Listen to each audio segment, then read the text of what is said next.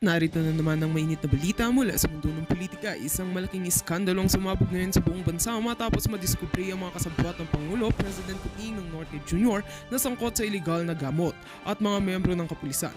Sa isang operasyon ng PNP Drug Enforcement Group, nahuli ang ilang mga tauhan ng PNP at iba pang mga alagad ng patas na may koneksyon sa malalaking sindikato ng droga. Ang operasyon na ito ay nagbigay liwanag sa mga nakatagong aktibidad sa loob ng ahensya na matagal nang ipinagpapaliban. Ayon sa mga otoridad, nagkakaroon ng isang masusing investigasyon na tumutukoy sa mga high-ranking na opisyal ng PNP na may kinalaman sa pagsuporta sa mga iligal na negosyo ng droga. Kabilang dito ang ilang mga kasamahan ni PBBM na pinaniniwalaang nagsusuporta at nagbabalak ng malalaking operasyon sa bansa. Ang mga nasabing opisyal ay naharap ngayon sa mga kasong may kinalaman sa droga at tinukoy ang kanilang mga aksyon ay naglalagay ng panganib sa buong bansa. Ayon sa mga source, ang mga operasyon ng iligal na gamot na ikinakalat sa mga kasabwat ni PBBM ay hindi lamang limitado sa ilang lugar sa bansa kundi pati na rin sa mga rehiyon na may malalaking demand ng iligal na gamot.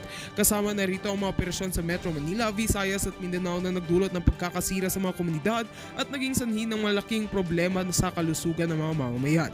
Samantala, isang serye ng mga raid ang sinagawa ng mga otoridad sa mga lugar na pinaniniwalaang ginagamit bilang mga Pulveron Laboratory. Dito nahuli ang ilang mga pulis at pang mga kasabwat na aktibo sa pagpapaikot ng iligal na droga.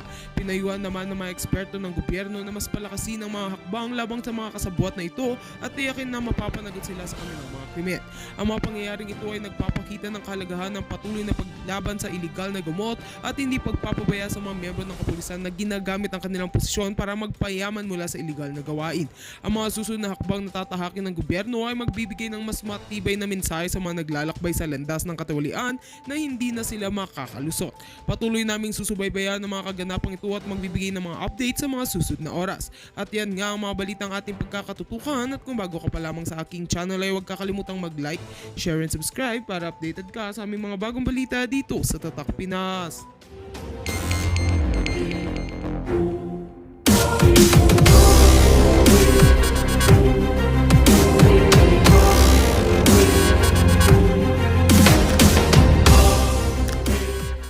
Doon sa baba, may mga tao tayo na kung ano-ano na pinagpapail na kaso. Ito, kaso talaga sa korte ha.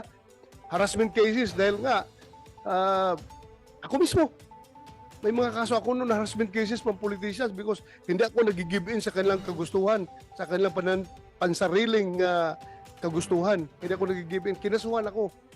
Pero, at least ang PNP namin noon ay hindi ako pinutulan ng sweldo. May kaso nga ako eh. Pero hindi ako pinutulan ng sweldo. Dahil nakita naman ng PNP leadership na itong tao na ito nagtatrabaho lang. Nasagasaan ang politiko. Ngayon, nagalit ang politiko, rumisbak, kinasuhan. So bakit ko puputulan ng sweldo itong tao na nagtatrabaho? Sa taong matino. You have the discretion being the commander.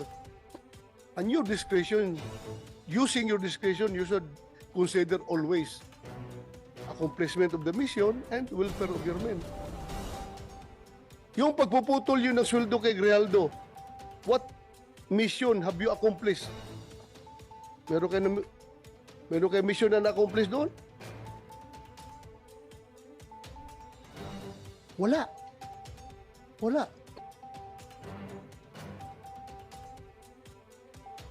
Yun lang po. Nandito kayo mga pulis, makinig kayo. Ha? Nagsusuot kayo ng uniforme na yan. You're wearing that badge. You're wearing that badge. You stand for what is written on that badge. Ha? Ipaglaban ninyo yan. Huwag kayong magpaitoy-itoy sa mga politiko. You know what I mean? Ha? Huwag tayong magpatuta-tuta sa mga politiko, ha? Ha? Yung mga politiko na yan, hindi yan nagtitraining. Ha? Kayo, nagtraining kayo. Yung sweat, blood, and tears ay nagsipaglabasan sa inyong katawan dahil sa training na yan. At gaganunin lang kayo.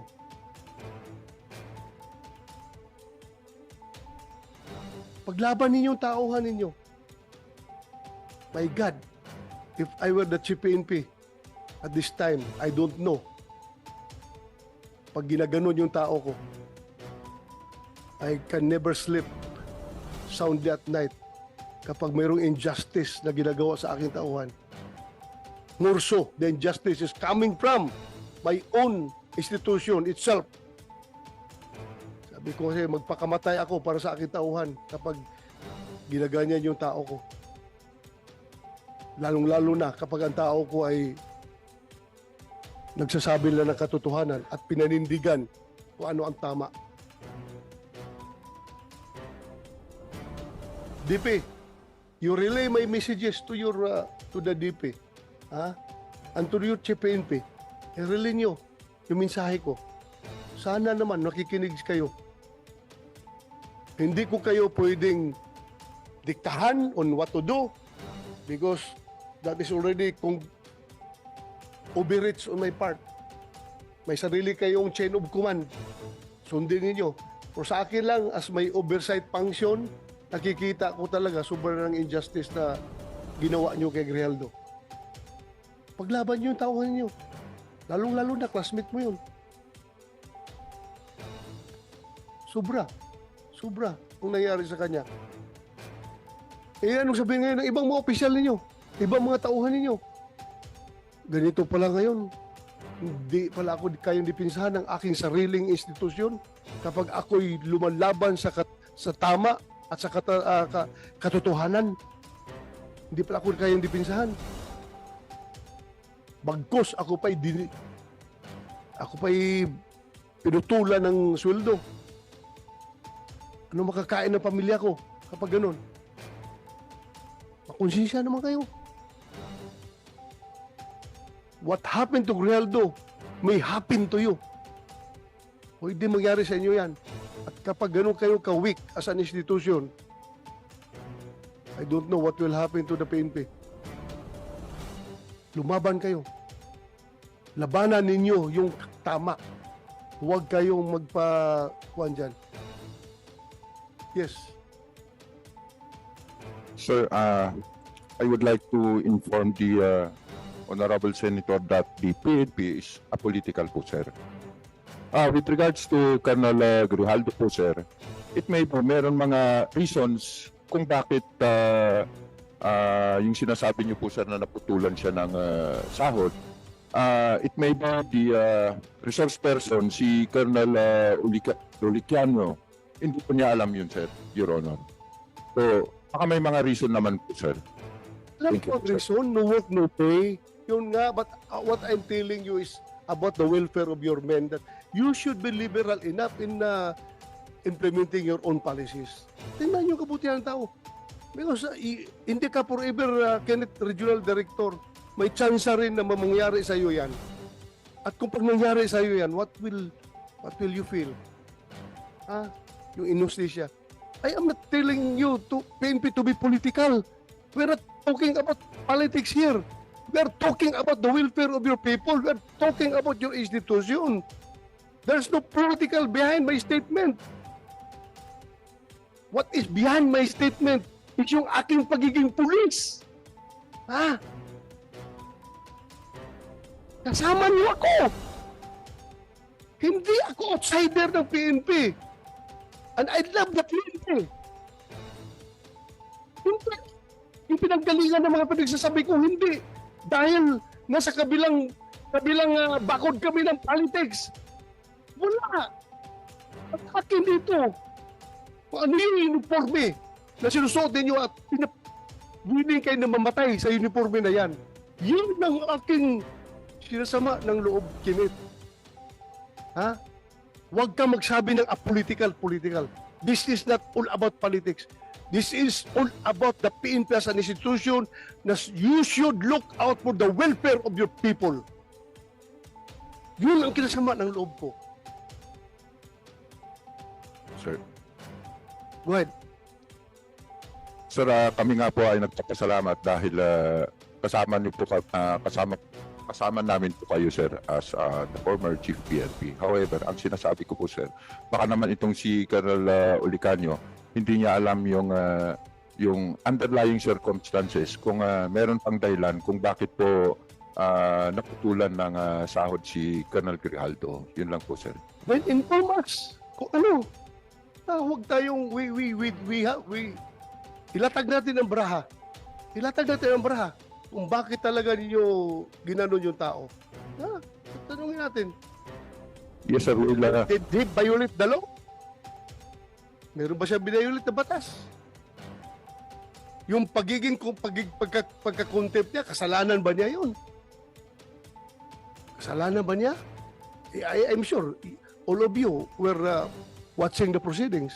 Kasalanan niya kung ipagtayo niya yung katotohanan? Panindigan niya yung katotohanan? You want to say something? Yes sir, based on our policy sir, yung allowpe po kasi sir, once hindi siya makapag-perform, katulad nung nakulong sir, so he will be issued orders as allowpe sir. Then, corresponding to that, yung salary niya sir, talagang puputulin din based on the... Wala akong question dyan. Alam ko may mga policy na ganyan.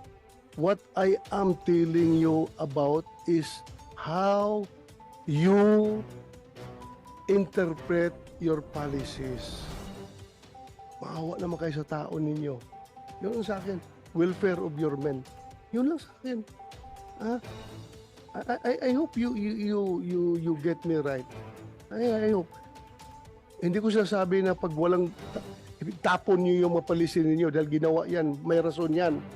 At ang rason yan, I should be clear to you.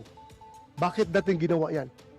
Kasi yung mga iskalawag na pulis na patuloy pa rin na nagtatanggap ng sweldo kahit may mga kaso, yan, ginawa natin yan.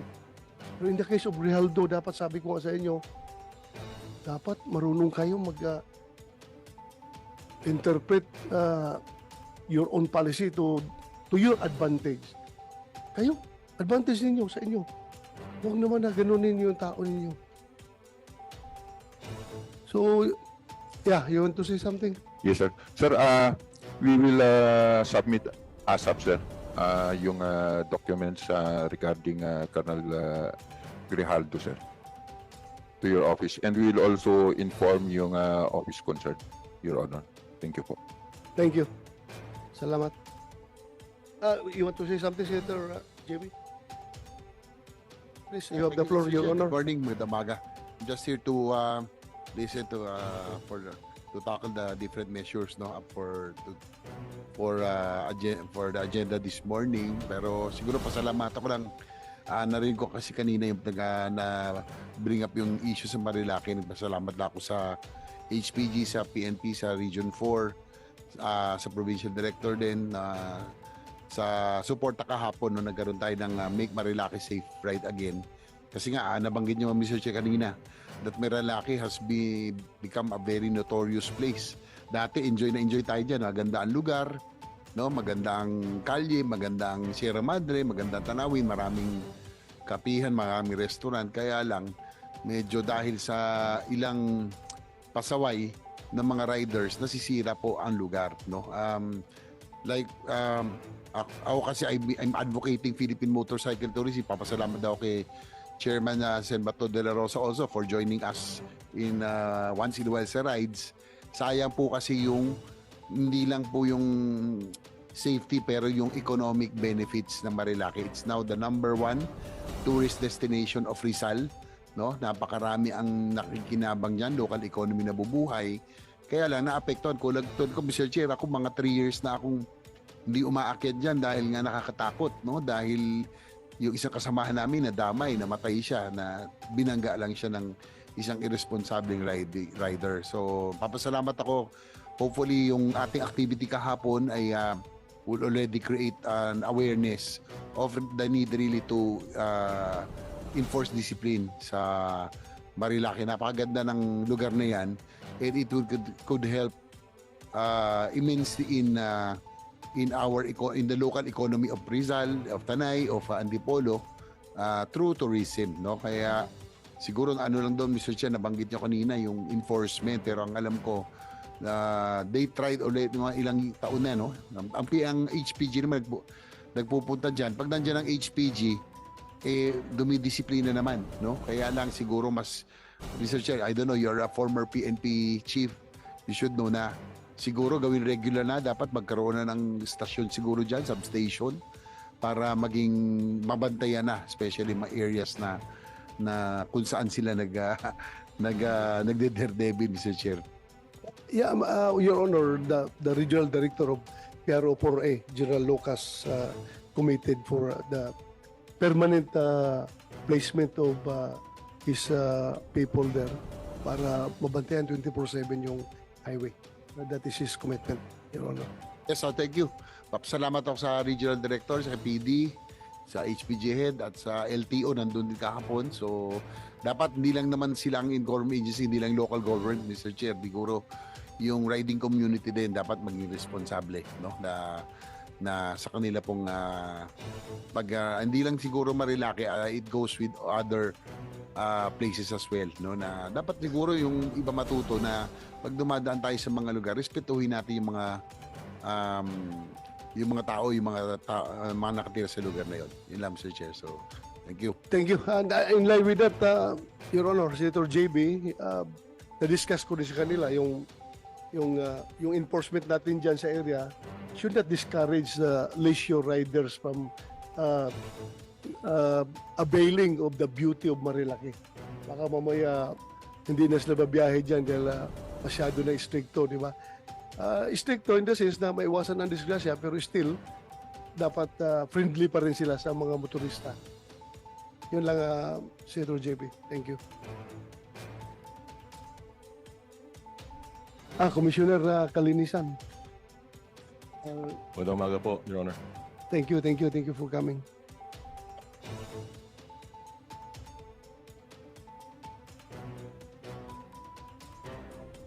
So, we proceed to the bills under consideration. Number 1 is Katutubong Tagapagtanggol Act of 2022 by Senator Loren Legarda and Senator Francis Tolentino.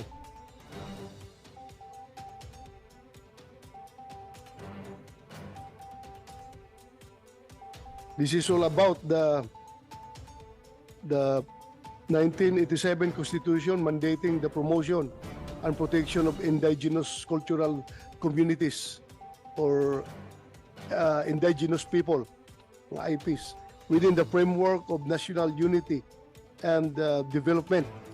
Despite this mandate, ICCs or IPs face exclusion and discrimination in recruitment programs of the Philippine Military Academy and Philippine National Police Academy due to cultural differences.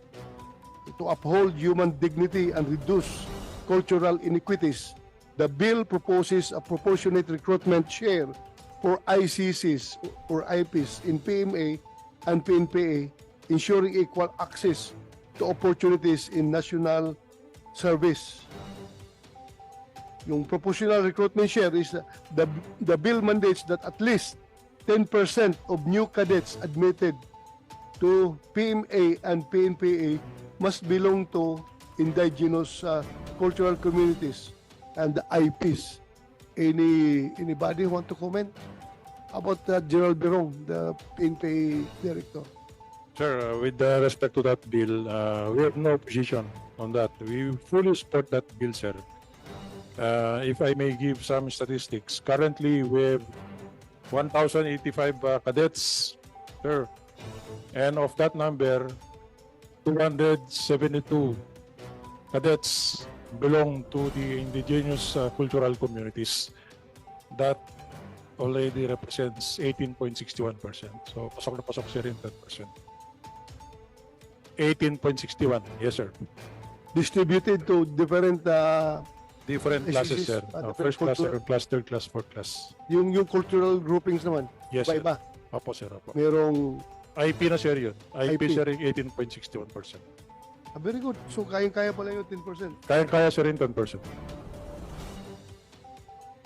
Yes, Sir Chair. Yes, go ahead. Naalala ko lang, Senator di ba medyo minsan sa mga regions kasi kung pumapasok ng PNP, halimbawa mga taga-region to, marami dyan Cordillera, no? Mga IPs.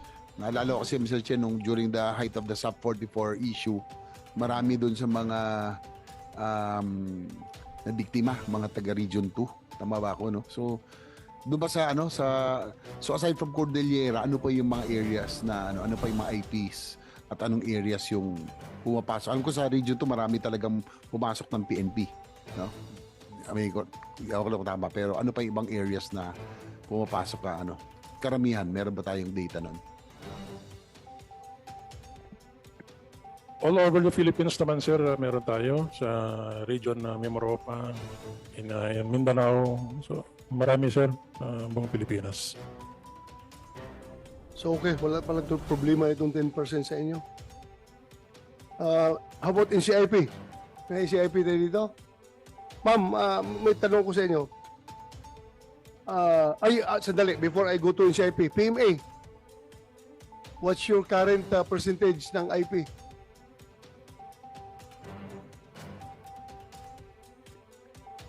Sir, good morning. Right now, sir, wala. We can give you the data, sir. Pero right now, sir, we have a percentage. Right now, for the whole AFP, it's 3.97%, sir. As of now, across the different services, kasama din yung technical and administrative core namin. But we have a policy, sir, currently 5% ang i-allocate namin. That was triggered by yung IPRA law natin, sir. So starting 2013, we've been following that percentage in the recruitment of our, yes, sir. And there were times na sobra din yung ano, sir. Because like PMA, it's really open, sir, regardless from what region you come from, as long as you meet the requirements. Okay, thank you. But the bill specifically states PMA and PNPA. Yes, sir. May data kayo sa PMA? Kung...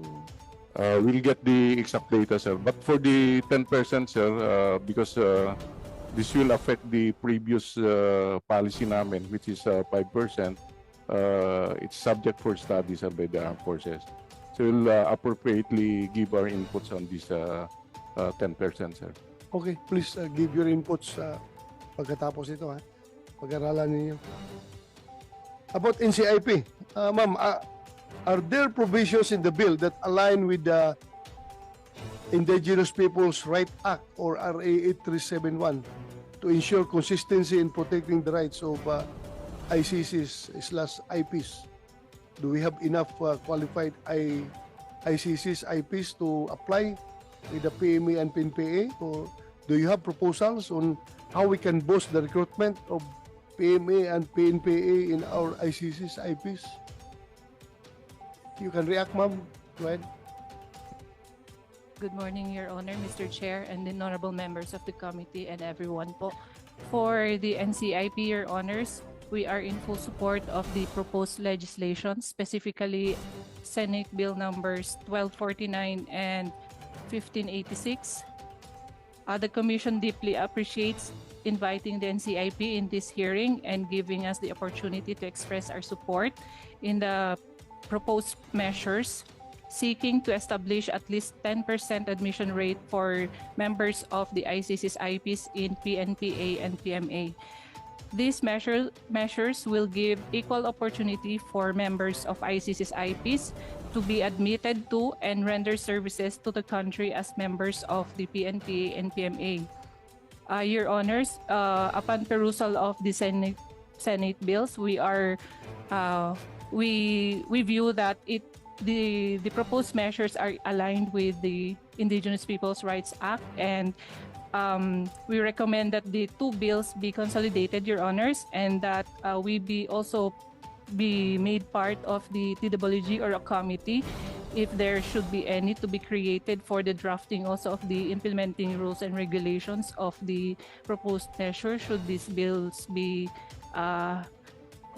promulgated, Your Honors. This is to ensure that in the crafting of the IRR that the qualifications and disqualifications as well as other requirements with respect to our ICC's IPs be duly ensured and that their rights are protected, Your Honors. Thank you. Thank you, ma'am, for that input. Maraming salamat. So, mukhang wala tayong problema dyan, no? Walang opposition. Any opposing positions patungkol dito? Mukhang wala, no? So let's proceed to Magna Carta of the PNP. Kala ko nag-alisa na kayo. Isa lang yung nagpaalam, ha? Kung tapos lahat kayo nag-alisan, ha? So, isa lang nagpaalam. Sige. Dalawa pala, dalawa. Magna Carta of the PNP. DILG, PNP, NAPOLCOM. The proposed bill basically proposed to amend or repeal the provisions of RA 6975 relative to the PNP and RA 8551. May we know your position on this proposed measure? Do you think it is time for the PNP to have their own Magna Carta?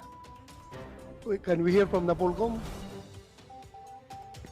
We will submit a position paper here, Your Honor. However, we are supportive of revisiting 6975 and 8551. Masyado na kung luma yung batas na yan, Chief. I think you're more than aware, sir, being the former Chief PNP. Marami na kung kailangan na reforms dyan. Making it more civilian in nature, making it more specialized. Kailangan na ho talaga nating silipin yung ibang kaparaanan para ma-address din ho natin, especially yung aspetong lumalaki ho yung population ng Pilipinas, and of course the PNP has to catch up, and yung pong mga different offices within the PNP must be able to cope up with the current changes in our population, Your Honor. Tama. Very good. Thank you for that input. Hintayin na nga natin itong i-amend pero nabito lang. Nabito lang yung ating... Yun na nga po, na medyo, kaya we're thankful also that we are discussing it because alam na ho nating Chief na, Your Honor, na kailangan talaga natin ng reforms in the Philippine National Police.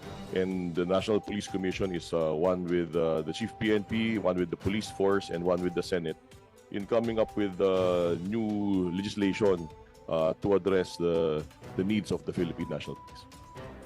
Thank you. About PNP. Gusto nyo, okay lang. Gusto nyo magkamagroon ng Magna Carta? Yes, sir. Thanks, sir. Actually, sir, we are amenable with the provisions of this Senate Bill 912, sir. But for this meeting, sir, I have only one suggestion, sir. Okay. For Section 7, sir, key positions. So I noticed, sir, that the rank of the Deputy Chief of the PNP for Operations is Police Major General in this provision, sir. Mali ata yan. While the rank of the chief of the staff of the PNP is Police Lieutenant General, who is the fourth in command of the PNP. Mabuti, tinignan mo. Yes, sir. So, take note, Kumsek. Take note. Thank you for that input. For further input, sir, we will submit to the committee our inputs through the Legislative Affairs Center of the Directorate for Plans, sir. Yes, sir. Thank you, sir. Salamat. Maraming salamat. So, any more for Magna Carta of the PNP? Any input? DILG, how about... you're raising your hand, ma'am. You're from... Good morning, Your Honors. Yes, ma'am.